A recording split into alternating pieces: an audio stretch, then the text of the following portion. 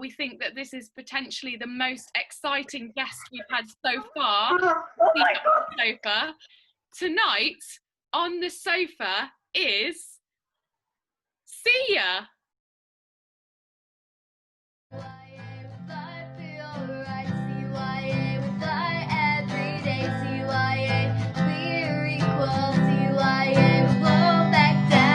Hello, my name is Sophie. Hello, my name is Thomas. Hello, my name is Kirsty. Hello, my name is Amanda. Hello, my name is Joey. Hello, my name is Rash. And in the chat box we have, hello, my name is Eli. Hello, I'm Umar. Hello, Umar. Tonight we are interviewing the amazing members of Sia. Think about all the amazing things you've achieved, even just during lockdown. You're running a campaign from your homes. Is everyone ready? We're going to start with a biscuit breaker. To explain, guys, a biscuit breaker is a lot like an icebreaker, but Sia don't do things normally. They do things how they want to do it. So rather than doing an icebreaker, they do a biscuit breaker because it means we get to eat biscuits. My biscuit breaker is... Now I've got half a biscuit in my mouth. We want you to share some of your funniest memories during lockdown of Sia. So not necessarily all the good stuff you've been doing and all the campaign stuff, but all the outtake stuff. So all the stuff that doesn't make it into the final edit.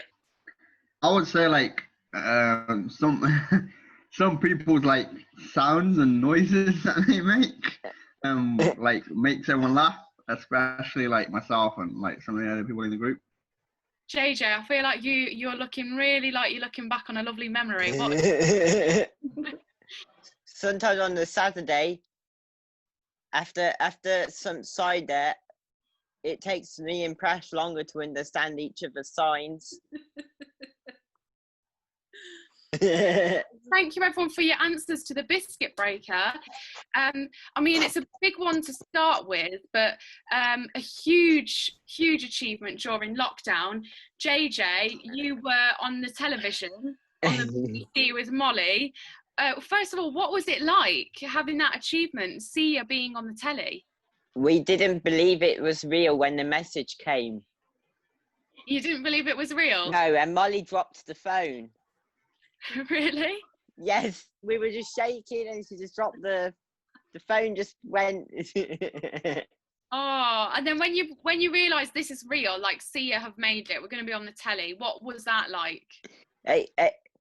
Exciting, very strange, but it was very exciting. It's scary. Is there anyone that any of you want to mention right now, and who are you proud of in the group? I'm just proud of the way that I've learned how to use Zoom, how to make appointments on Zoom.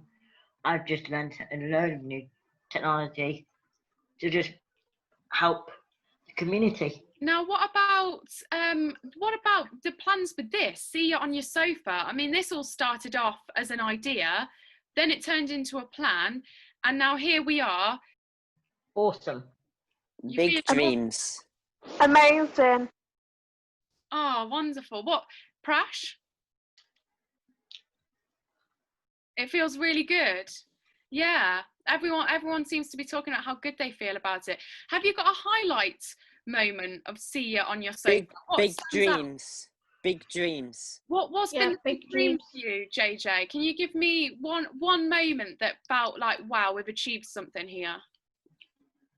I think maybe when last week when we were doing that interview with Mal and Sally, and I could have been anywhere in the world right then. Oh, Yes. It's been very humbling experience during lockdown, and I'm very I'm very thankful for Sia, and proud of what we are getting, and we're just getting started with making huge waves and systematic change and achieving true equality for young people with disabilities and full inclusion in society and the world. So leading off from that then, so these conversations that you've been having with people on the sofa have not just been like it's not one standalone thing like let's just interview this person and be done with it. I think at the end of every episode it's spurred you on to want to do something else, hasn't it? So there's been a call to action to that guest to ask them how they can support us and how they can help us. And so when we spoke to the Yard, we talked about the Disability Pact. So I was wondering if somebody could just explain a bit about that and kind of what we've got in the pipeline. What I would like people to know about the pact. The pact will be like a contract, not a contract, like a set of rules that all pubs, restaurants, other food establishments, other drink establishments, KFC and all that would follow to help to make people with a disability more suitable for, make it more friendly for disabled people. and the places that do sign up to it, I guess we're getting closer to a Coventry where all people can go out to a pub or to a bar and be treated equally and have a good time regardless of who they are. Can I ask, why is it important to you that that happens in Coventry? Quality and diversity in the rights of this world is important to see it, because quite a lot of people in Coventry are disabled. So we have a big disabled community. Yep. Okay, that's a really good point. There's a big disabled community, and you recognise that at the moment there are situations where you go out and that community is not treated equally. Yes, adaptations are made for other kinds of communities, not always the disabled community. Let me think of an example. It is easy for a mother to get a pram into places that community is considered, for example, but sometimes our community gets missed off. And my other thing I was waiting to say, because I want people to go before me, Coventry is the only place, and I can't remember if it's in the UK or worldwide, that's a recognised city of peace and reconciliation. That's true. I think Amanda's got something to add on this. Yeah, so we can feel more comfortable in those places and not having to go to another pub to go to the toilet, or you know what I mean. Gosh, yeah. I think you've just absolutely said it straight there. You shouldn't have to go to another pub just so that you can use the toilet. So, and they're missing out. They'll get better business if we can actually get into their venues. Yeah, you've got money to spend. Somebody shared a really powerful quote in the comments, Eli, and he's willing for me to share that with everyone. He said the reason that we're fighting for these rights is because we should have the same rights as everyone else. And I think that you've absolutely summarised it there, Eli. Thank you for sharing that. Everyone should have the same rights as each other. Through the awful heartbreak this virus brings, and it's horrible, and we can't look over that bit. We had to learn appreciate things, and then I think, well, we have achieved things that would never have happened without the lockdown. It's a shame it happened due to this situation. It should not have had to take the world to experience that for us to be in the situation where people finally start to stop, even if it's just one person. That would mean a lot. We would probably never have had the chance to meet people like Sally Phillips or manage to have people coming in regularly to see us, because as a lot of us are already very restricted. it's proved that for people with additional needs, isolation doesn't stop our conversations. In fact, I believe Crash's conversations have very much lengthened. Don't look at me so shocked. How does that feel to you, Prash? Do you feel more connected to the group during lockdown? Not sure. Do you prefer our conversations now? Oh, okay, so you're not sure because you're looking at us on a screen rather than in person. So there is that barrier.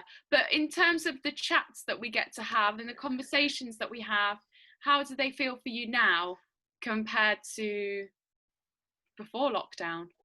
I think that for many years, I think that maybe when Prash has had ideas come out, he hasn't always had somebody to directly come to him and say, you know what, that's really valid, and we will work on that, and we can do something because you deserve to be heard. And I feel like in Sia, he gets that now. Yeah. It used to be hard before. Yes, I feel that's increased your confidence, because I think without knowing that, I think you feel happy to say things and really, really happy to contribute, which makes me very, very happy, because you are given that time that you deserve and recognition to communicate in whichever way that is. Yeah. I just want to say thank you to everybody in SIA, and thank you to all of our previous guests for coming and talking to us, because it's been very, very special.